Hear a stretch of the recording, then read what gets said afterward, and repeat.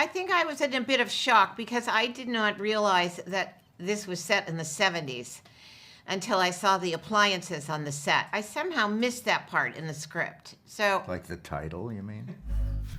Young and beautiful. Someday your looks will be gone. Oh, watch it, Eric. Hot pizza rolls coming through. Hot, hot. Kitty, where are you? Okay, take two. There's plenty coming. Is everybody good? I know. Vienna sausages are so versatile. Eric? Hi, Dad. What the hell happened to Bob's hair? Beats me. His head looks like a poodle's Boy, just when you think you've seen everything. A poodle walks into your party. Eric, don't use the word. You're still in high school. Yes, sir. Okay, pigs in a blanket. Hot, hot. Kitty, is that your Toyota in the drive? Red, a Toyota? Yeah, it's mine. I tell you, the last time I was that close to a Japanese machine, it was shooting at me. Well, honey, it is the gas crisis. What can you do? And you know, Bob, those SOBs at the dealership offered me a lousy $400 trade-in on the Vista Cruiser. Yeah, what you gonna do? It'll rust in the driveway before I trade it in. Honey, it is rusting in the driveway. Hey, Bob, I'll take the cruiser off your hands. I don't care if it's a pump sucker. What you got there, Eric?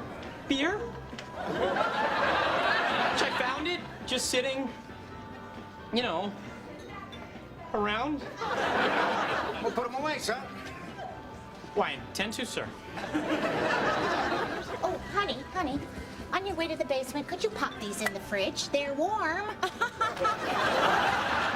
I think I was in a bit of shock because I did not realize that this was set in the 70s until I saw the appliances on the set. I somehow missed that part in the script. So, Like the title, you mean?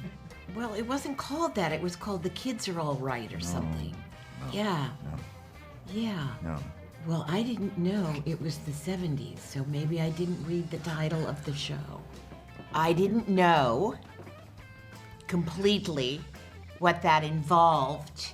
And then when it fully sunk in, Did you think we were having a costume party? Yeah, I'm sorry. it was the clothing that became very troublesome to me. I was extremely worried about it. And that outfit, which I actually have at home because I took everything, that is a big, giant, long wraparound skirt and then a big red blouse with a big frill thing. And I remember thinking, I wonder if anyone's gonna even see me in the show between the wig, the hair. No, actually, that was my hair at that time. Really? My hair, Oh, wow. and that big, huge, floaty costume.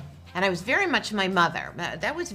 Watching that was very much my mother. Red terrified me because I knew he was RoboCop. So I was very nice to him then. And I just was so excited about a period show. And it was just perfect. Like I remember those little Vienna sausages and, Yeah.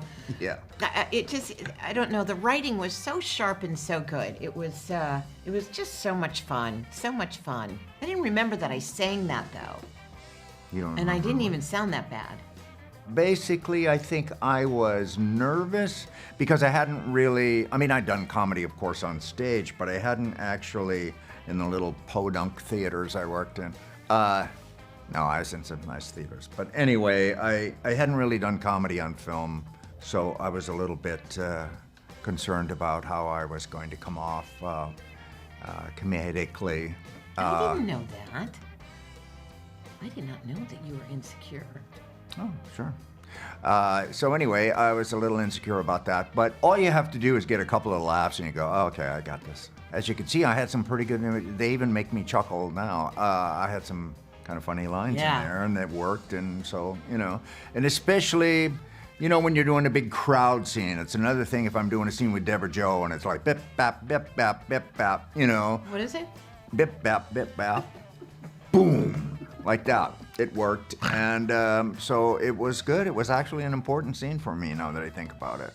Wait, a washer and free water? Oh my God, it's like there's no reason to ever come home.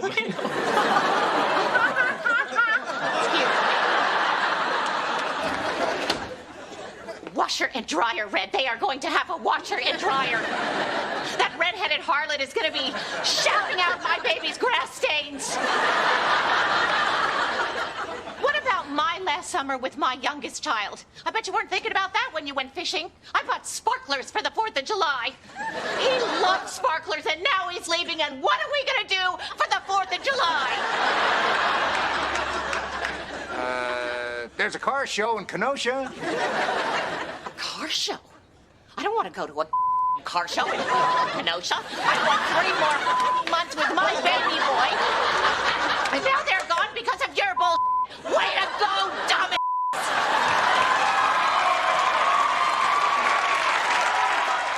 Is that how we played that scene?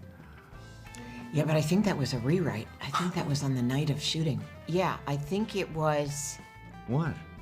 the end of that scene, because I think they came up to me and said, would you have a problem saying this? What'd you say? I guess they bleeped it or whatever. Anyway, they asked me. Yeah, that was a rewrite. I mean, it was a brilliant one. Or maybe it was their plan all along, but I certainly did not do that in rehearsal. That was on tape night in front of the live audience. I think. I don't know. It was a very long time ago, and I'm old now, so I maybe am possibly making this up. But I believe that was a rewrite. And I just remember the audience's reaction. It was one of the loudest things I had ever heard. It was great. And I loved doing it. I loved it. Having Kitty yell at Red was something special, obviously, because she wouldn't normally yell at Red like that. It's kind of hard for me to remember, but I would imagine he did the car show in Kenosha as a way of sort of like trying to skirt around the issue, and it was a complete failure. Hippity hoppity, Easter's on its way. Where'd you go, Red? Well, I was hopping down the old bunny trail, and this guy offered me $200 for the Vista Cruiser. So I sold it to him. You sold Eric's car? Oh, no.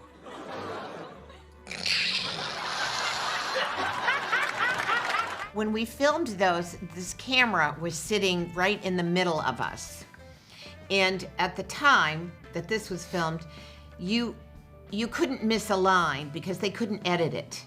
So if anybody messed up their line, you had to start all over again.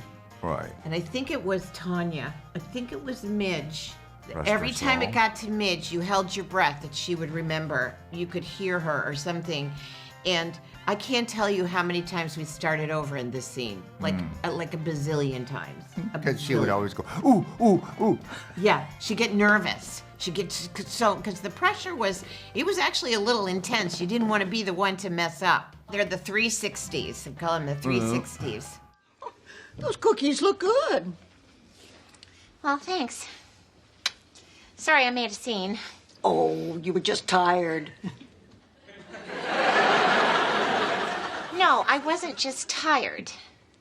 Mom, I'm having a really hard time here. Did it hit you this hard, too? Did what, dear? Menopause. Oh, I never had it. Mom, everybody has it. Well, I've always been quite health conscious. I told you to eat more vegetables. Oh my God, I loved Betty White so much. And she was so mean to me. What? Yeah, she was really mean. She was a mean mother. Oh, the I character. loved her. Yeah. The character. Yeah. The character. Yeah. Betty White was great. Yeah. I loved that relationship because it was very passionate on Kitty's end. And Red was just enamored with her. It gave Kitty some good conflict. So I really liked that. It was, to me, true to life. It was heartfelt. It was, they all had their separate roles to play. I'm sorry, where both of us are just kind of looking at this going, oh, I remember that. The wallpaper in this scene is completely different now. It's all berries. It's little berries. The wallpaper is? Yeah. The phone? Is the phone different? That notepad thing is gone. I think the phone is still. Oh, Oh, the phone is still there, you're right. Those cheese grater lights are still there, but it's mostly berries, and it's actually a little bit bigger now. It's easier to act in. Where the kitchen table was, that's kind of a bigger area. And it's kind of brightened, it's like freshened up, is what I would say. Freshened up.